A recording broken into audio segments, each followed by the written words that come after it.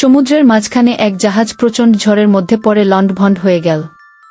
সেই জাহাজের বেঁচে যাওয়া এক যাত্রী ভাসতে ভাসতে এক নির্জন দ্বীপে এসে পৌঁছাল। জ্ঞান ফেরার পর প্রথমেই সে আল্লাহর কাছে প্রাণ খুলে ধন্যবাদ জানাল তার জীবন বাঁচানোর জন্যে।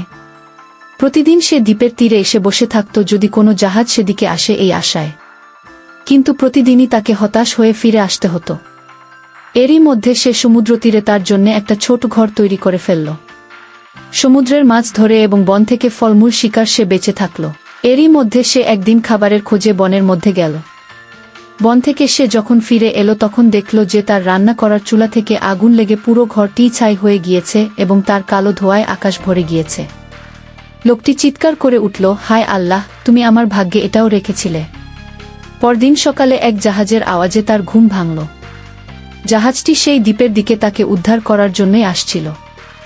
সে অবাক হয়ে বলল, তোমরা কিভাবে জানলে যে আমি এখানে আটকা পড়ে আছি? জাহাজের ক্যাপ্টেন জানালো, তোমার জ্বালানো ধোঁয়ার সংকেত দেখে।